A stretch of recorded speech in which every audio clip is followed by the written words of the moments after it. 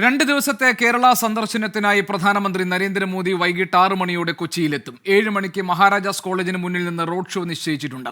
നഗരത്തിൽ hospital road, Menaka, high court ഭാഗങ്ങളിൽ ഗതാഗത നിയന്ത്രണമുണ്ട്. നാളെ ഗുരുവായൂരിൽ സുരേഷ് ഗോപിയുടെ മകളുടെ വിവാഹ ചടങ്ങിൽ പ്രധാനമന്ത്രി പങ്കെടുക്കും. കൊച്ചിൻ ഷിപ്പ്യാർഡിന്റെ 4000 കോടി രൂപയുടെ 3 വൻകിട പദ്ധതികൾ പ്രധാനമന്ത്രി നാളെ ഉദ്ഘാടനം ചെയ്യും. അതേസമയം പ്രധാനമന്ത്രി നരേന്ദ്രമോദിയെ തൃശൂരിൽ മത്സരിക്കാൻ വെല്ലുവിളിച്ച് TN പ്രതാപൻ MP രംഗത്ത് വന്നു. തൃശൂരിൽ പ്രധാനമന്ത്രിയും UDF-ഉം തമ്മിലാണ് മത്സരമെന്നും TN പ്രതാപൻ MP പറഞ്ഞു.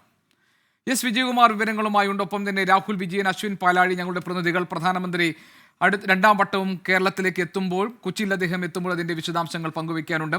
ആദ്യം S. വിജയകുമാറിലേക്ക്. വിജയകുമാർ, പ്രധാനമന്ത്രി 6 മണിയോടുകൂടി എത്തിച്ചേരുമെന്നാണല്ലോ മനസ്സിലാക്കാൻ കഴിയുന്നത്. ഇപ്പോൾ വിജയൻ എവിടെയാണുള്ളത്? ഏതൊക്കെ പ്രദേശത്താണ് ഗതാഗത നിയന്ത്രണമുള്ളത്? സുരക്ഷാ സംവിധാനങ്ങൾ എവിടെയൊക്കെയാണുള്ളത്? ഗോപി, പ്രധാനമന്ത്രിയുടെ റോഡ് ഷോ 6 മണിക്ക് ശേഷമാണ് തുടങ്ങുന്നത്. നമ്മൾ ആ റോഡ് ഷോ കടന്നു പോകുന്ന ഒരു പ്രധാനപ്പെട്ട ജംഗ്ഷനിൽ തന്നെയാണ് നിൽക്കുന്നത്. അദ്ദേഹത്തെ പ്രധാനമന്ത്രിയെ നെടുമ്പാശ്ശേരി വിമാനത്താവളത്തിൽ BJP പ്രവർത്തകർ സ്വീകരിക്കുന്നു. അതിനുശേഷം അദ്ദേഹം ഹെലികോപ്റ്ററിലാണ് ഇവിടേക്ക് എത്തുന്നത്. ഇവിടെ ഹെലിപാഡിൽ ഗവർണർ ഉൾപ്പെടെയുള്ളവർ അദ്ദേഹത്തെ സ്വീകരിക്കുമെന്നാണ് അറിയിച്ചിരിക്കുന്നത്. അതിനുശേഷം ഈ റോഡ് ഷോ തുടങ്ങുന്ന മഹാരാജാസ് കോളേജ് ഗ്രൗണ്ട് ഭാഗത്തേക്ക് റോഡ് മാർഗം പ്രധാനമന്ത്രി എത്തും. അവിടെ നിന്ന് തുറന്ന വാഹനത്തിൽ പ്രധാനമന്ത്രി കയറും. ഏതാണ്ട് 1 കിലോമീറ്ററും 300 മീറ്ററും ദൈർഘ്യമുള്ള അത്രയും ദൂരമാണ് പ്രധാനമന്ത്രിയുടെ റോഡ് ഷോ. പ്രധാനമന്ത്രിയുടെ റോഡ് ഷോ അതിൽ ഏതാണ്ട് 50,000-ഓളം ആളുകൾ ഈ റോഡിന് ഇരുവശവും അണിനിരക്കും എന്നാണ് BJP നേതൃത്വം അവകാശപ്പെടുന്നത്. നമ്മൾ ഈ ദൃശ്യങ്ങളിൽ കാണാം, ഏറെക്കുറെ ആ റോഡിന്റെ ഇരുഭാഗവും ഇപ്പോൾ തന്നെ പ്രവർത്തകരെ കൊണ്ട് നിറഞ്ഞിട്ടുണ്ട്. എറണാകുളം ജില്ലയുടെ വിവിധ ഭാഗങ്ങളിൽ നിന്നും അതുപോലെ തന്നെ സമീപ ജില്ലകളിൽ നിന്നുമൊക്കെയായി എത്തുന്ന പ്രവർത്തകരാണ് ഈ ഭാഗത്തേക്ക് എത്തുന്നത്. മുഴുവൻ പ്രവർത്തകരോടും റോഡിന് ഇരുവശത്തും നിൽക്കണമെന്നാണ് നിർദ്ദേശം നൽകിയിരിക്കുന്നത്. 2000 പോലീസ് ഉദ്യോഗസ്ഥരെ നേരത്തെ നമ്മൾ സൂചിപ്പിച്ചിരുന്നു. അത്രയും ആളുകളെ ഇതിനായി ഇവിടെ വിന്യസിച്ചിട്ടുണ്ട്. ഗതാഗത നിയന്ത്രണം ഇതിനോടകം തന്നെ നഗരത്തിൽ തുടങ്ങിയിട്ടുണ്ട്. പ്രധാനപ്പെട്ട റോഡുകളൊക്കെ പോലീസ് വാഹനങ്ങൾ വഴിതിരിച്ചു വിടുന്നുണ്ട്. റോഡ് ഷോ കടന്നു പോകുന്ന ഭാഗം ഏതാണ്ട് അല്പനിമിഷങ്ങൾക്കുള്ളിൽ, ഏതാണ്ട് ഒരു 5 മണിക്ക് മുമ്പ് തന്നെ അത് പൂർണ്ണമായും ആ റോഡ് ഷോയ്ക്ക് മാത്രമായി ആ വഴികൾ മാറ്റിവെക്കും. പിന്നീട് വാഹനങ്ങളൊക്കെ മറ്റ് വഴികളിലൂടെ ആയിരിക്കും തിരിച്ചുവിടുന്നത്. BJP പ്രവർത്തകരും ഇവിടെ ഈ വോളണ്ടിയേഴ്സ് എന്ന മട്ടിൽ ഇവിടെ എത്തിയിട്ടുണ്ട്. അവരും റോഡ് ഗതാഗതമൊക്കെ നിയന്ത്രിക്കുന്നുണ്ട്. വളരെ രാഷ്ട്രീയ പ്രാധാന്യം കൽപ്പിക്കുന്നുണ്ട് BJP ഈ തെരഞ്ഞെടുപ്പ് തൊട്ടുമുമ്പുള്ള പ്രധാനമന്ത്രിയുടെ തുടർച്ചയായ കേരള സന്ദർശനത്തിന്. തൃശൂരിൽ ഒരു വലിയ റോഡ് ഷോയും ഒരു പൊതുപരിപാടിയും ഇതിനോടകം നടന്നിട്ടുണ്ട്. അതിന്റെ തുടർച്ച എന്ന വണ്ണമാണ് ഇപ്പോൾ രണ്ടാമതൊരിക്കൽ കൂടി ചെറിയ ഇടവേളയിൽ പ്രധാനമന്ത്രി കേരളത്തിലേക്ക്, കൊച്ചിയിലേക്ക് എത്തുന്നത്. ഈ സന്ദർശനത്തിൽ ഇന്ന് ഈ റോഡ് ഷോ മാത്രമാണ് അദ്ദേഹത്തിന്റെ പരിപാടിയിലുള്ളത്. റോഡ് ഷോ കൂടാതെ നാളെ BJPയെ സംബന്ധിച്ച് ചില സംഘടനാ പരിപാടികൾ കൂടി പ്രധാനമന്ത്രിക്കുണ്ട്. അതിൽ ഏറ്റവും പ്രധാനപ്പെട്ടത് BJPയുടെ ബൂത്ത് തലത്തിലുള്ള ഏറ്റവും പ്രധാനപ്പെട്ട സംഘടനാ സംവിധാനമായ ശക്തി കേന്ദ്രയുടെ ഒരു പ്രധാന യോഗമാണ്. അതിൽ 7000 ശക്തി കേന്ദ്ര ഭാരവാഹികളെ പ്രധാനമന്ത്രി നേരിട്ട് മറൈൻ ഡ്രൈവിലെ വേദിയിൽ അഭിസംബോധന ചെയ്യുന്നുണ്ട്. അത് BJP സംഘടനാ തലത്തിൽ ഈ തെരഞ്ഞെടുപ്പിന് ഒരുങ്ങുന്നതിന്റെ ഭാഗമായി അവരോട് നേരിട്ട് പ്രധാനമന്ത്രി സംവദിക്കുന്നു എന്നതാണ് ഈ ശക്തി കേന്ദ്ര ബൂത്ത് ലെവൽ പ്രവർത്തകരെ നേരിട്ട് പ്രധാനമന്ത്രി കാണുന്നതിന്റെ ഒരു സന്ദേശം. അത് ഉച്ചയ്ക്ക് 1 മണിക്കാണ്. അതിനു മുമ്പ് വില്ലിംഗ്ടൺ ഐലൻഡിലെ പ്രത്യേക വേദിയിൽ കേരളത്തിലെ ചില വികസന പദ്ധതികൾ, കൊച്ചിൻ ഷിപ്പ്യാർഡ്, റിഫൈനറിയുമൊക്കെയായി ബന്ധപ്പെട്ട ചില വികസന പദ്ധതികൾ പ്രധാനമന്ത്രി രാഷ്ട്രത്തിന് സമർപ്പിക്കുന്ന ഒരു ചടങ്ങ് കൂടിയുണ്ട്. അതിന് മുമ്പ് പ്രധാനമന്ത്രി ഗുരുവായൂരിലേക്ക് രാവിലെ പോകും. അവിടെ സുരേഷ് ഗോപിയുടെ മകളുടെ വിവാഹ ചടങ്ങിലും ഗുരുവായൂർ ക്ഷേത്ര ദർശനവും നടത്തും. അതിനൊപ്പം തന്നെ ഒരു പ്രധാനപ്പെട്ട പരിപാടി തൃപ്രയാർ ശ്രീരാമക്ഷേത്രത്തിൽ അദ്ദേഹത്തിന്റെ സന്ദർശനമാണ്. നമുക്കറിയാം, പ്രധാനമന്ത്രി തൃശൂരിൽ നേരത്തെ വന്നതിന് 2 ദിവസം മുമ്പാണ് അയോധ്യയിലെ രാമക്ഷേത്രത്തോടനുബന്ധിച്ചുള്ള വിമാനത്താവളവും അവിടുത്തെ പുതുക്കി പണിത റെയിൽവേ സ്റ്റേഷനും രാജ്യത്തിന് സമർപ്പിച്ച ചടങ്ങിൽ പങ്കെടുത്തത്. അന്ന് അയോധ്യയിൽ ഒരു വലിയ റോഡ് ഷോ അദ്ദേഹം സംഘടിപ്പിച്ചിരുന്നു. അതിനുശേഷം നേരെ അദ്ദേഹം തൃശൂരിലേക്കാണ് വന്നത്. കേരളത്തിൽ, തമിഴ്നാട്ടിൽ ഒരു ദിവസത്തെ സന്ദർശനം, അതിനുശേഷം ലക്ഷദ്വീപിൽ പോയി തിരികെ തൃശൂരിലേക്ക് വന്നു. പരിപാടി കഴിഞ്ഞ് മടങ്ങുകയാണ് ചെയ്തത്. അതിൽ ലക്ഷദ്വീപ് സന്ദർശനം പിന്നീട് വലിയ ചർച്ചയാവുകയും ഒക്കെ ചെയ്തത് നമ്മൾ കണ്ടതാണ്. തൃശൂരിൽ അദ്ദേഹത്തിന്റെ പ്രസംഗം കേരളത്തിൽ രാഷ്ട്രീയ ചർച്ചയ്ക്ക് വിധേയമാവുകയും ചെയ്തു. ഇവിടെ വീണ്ടും അദ്ദേഹം ഇവിടേക്ക് എത്തുന്നു. ഒപ്പം തന്നെ ശ്രീരാമ ക്ഷേത്രത്തിൽ, അതായത് തൃപ്രയാർ ശ്രീരാമസ്വാമി ക്ഷേത്രത്തിൽ അദ്ദേഹം ദർശനം നടത്തുന്നുണ്ട്. അതിനുശേഷം അയോധ്യയിലേക്കാണ് പ്രധാനമന്ത്രിയുടെ അടുത്ത യാത്ര. അത് തുടർച്ചയായ ദിവസങ്ങളിൽ അയോധ്യയിൽ ഉണ്ടാകും. ക്ഷേത്രത്തിലെ പ്രതിഷ്ഠയുമായി ബന്ധപ്പെട്ട ചടങ്ങിൽ പങ്കെടുക്കുന്നതിന് മുമ്പ് ഇവിടേക്ക് എത്തുന്നു എന്നത് ആ നിലയ്ക്ക് അതൊക്കെ ഒരു രാഷ്ട്രീയ വിഷയം കൂടിയാക്കി ഈ കേരള സന്ദർശനത്തെ പ്രധാനമന്ത്രി മാറ്റാൻ ആഗ്രഹിക്കുന്നു എന്നതിന്റെ വലിയ സൂചന തന്നെയാണ്. കഴിഞ്ഞ തവണ ലോക്സഭാ തെരഞ്ഞെടുപ്പിൽ അധികാരത്തിൽ വന്നതിന് ശേഷം പ്രധാനമന്ത്രി നേരെ വന്നത് ഇവിടെ ഗുരുവായൂർ ക്ഷേത്രത്തിലേക്കാണ്. ഗുരുവായൂർ ക്ഷേത്ര ദർശനം നടത്തിയതിനു ശേഷമാണ് അദ്ദേഹം പിന്നീട് മടങ്ങിയത്. അപ്പോൾ ഗുരുവായൂരിലേക്ക് വരുന്നു, തൃപ്രയാർ ശ്രീരാമക്ഷേത്രത്തിലേക്ക് വരുന്നു. അയോധ്യയിലെ പ്രാണപ്രതിഷ്ഠയിൽ പങ്കെടുക്കുന്നതിന് മുമ്പുള്ള 2 ചടങ്ങ് എന്ന നിലയിൽ അതിനെ കാണുന്നു.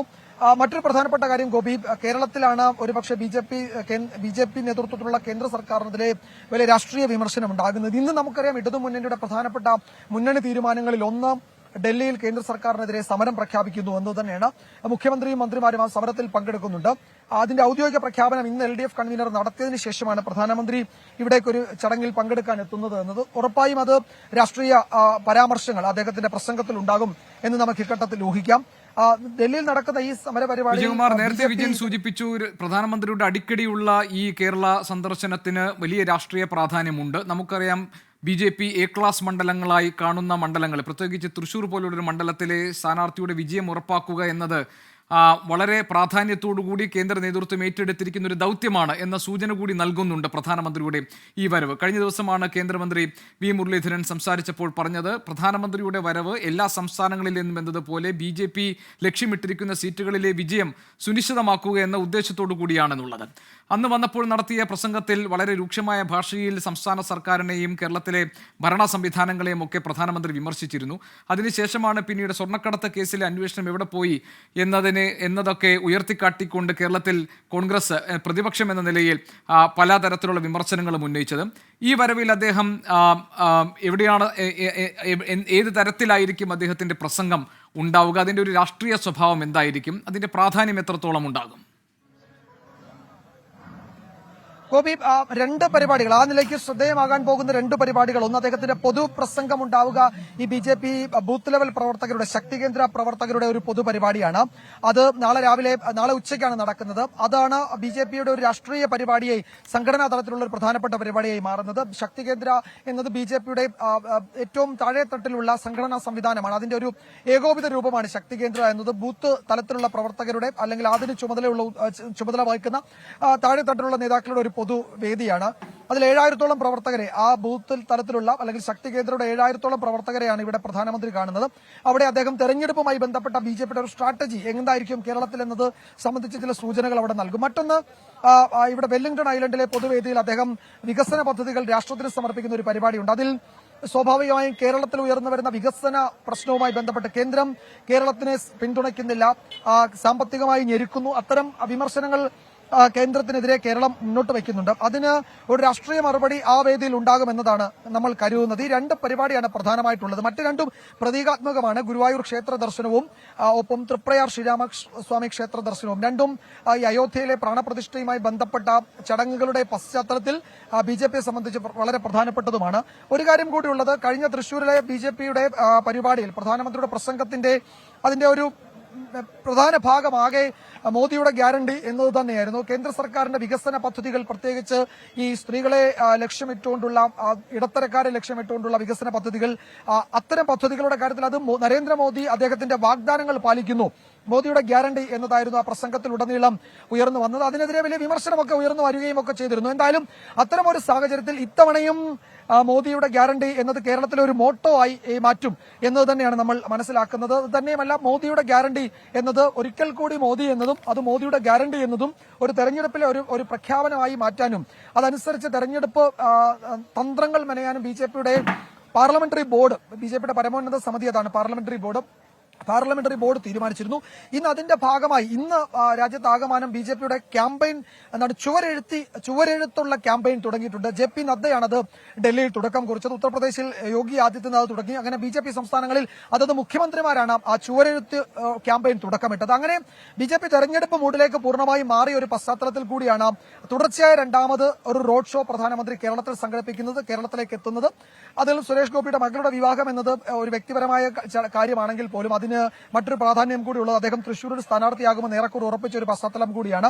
അതുകൊണ്ട് അദ്ദേഹത്തിന്റെ മകളുടെ വിവാഹത്തിൽ പങ്കെടുക്കാൻ കൂടി എത്തുന്നത് എന്നത് ആ നിലയ്ക്ക് തൃശ്ശൂരിൽ BJPയുടെ കേന്ദ്ര നേതൃത്വം കൊടുക്കുന്ന ഗൗരവം അത്രത്തോളം സീരിയസ് ആയി ആ മണ്ഡലത്തെ സമീപിക്കുന്നു, അവിടുത്തെ കാൻഡിഡേറ്റിനെ സമീപിക്കുന്നു എന്നതും പ്രധാനമാണ്. കഴിഞ്ഞ റോഡ് ഷോയിൽ സുരേഷ് ഗോപിയെ ഒപ്പം നിർത്തിയാണ് BJP സംസ്ഥാന അധ്യക്ഷനൊപ്പം സുരേഷ് ഗോപിയെ കൂടി നിർത്തിയായിരുന്നു അദ്ദേഹത്തിന്റെ റോഡ് ഷോ എന്നതും പ്രധാനമാണ്. വിജയകുമാർ, ഏതായാലും പ്രധാനമന്ത്രി കേരളത്തിലേക്ക് വരുന്ന അദ്ദേഹത്തിന്റെ തുടർച്ചയായുള്ള രണ്ടാം സന്ദർശനം അതിന് ഇനി ഏതാനും മണിക്കൂറുകൾ മാത്രം അകലെയാണ് ഉള്ളത്. 6 മണിയോടുകൂടി അദ്ദേഹം കൊച്ചിയിലെത്തും. അദ്ദേഹത്തിന് കൊച്ചിയിൽ റോഡ് ഷോ ഉണ്ട്. അതിനുശേഷം അദ്ദേഹം ഇന്നിപ്പോൾ അദ്ദേഹത്തിന് പങ്കെടുക്കാനുള്ള പരിപാടികൾക്ക് കഴിഞ്ഞ് നാളെ ഗുരുവായൂരിലാണ് അദ്ദേഹത്തിന്റെ പ്രധാന പരിപാടി. അതിനുശേഷമുള്ള പരിപാടികളുടെ വിശദാംശങ്ങളായിരുന്നു വിജയകുമാർ നൽകിയത്. അതോടൊപ്പം തന്നെ പ്രധാനമന്ത്രിയുടെ കേരളത്തിലേക്കുള്ള ഈ രണ്ടാം വരവിലും അതിന്റെ രാഷ്ട്രീയ പ്രാധാന്യം എത്രത്തോളം ഉണ്ട് എന്നാണ് വിജയകുമാർ നമ്മളോട് വിശദീകരിച്ചത്.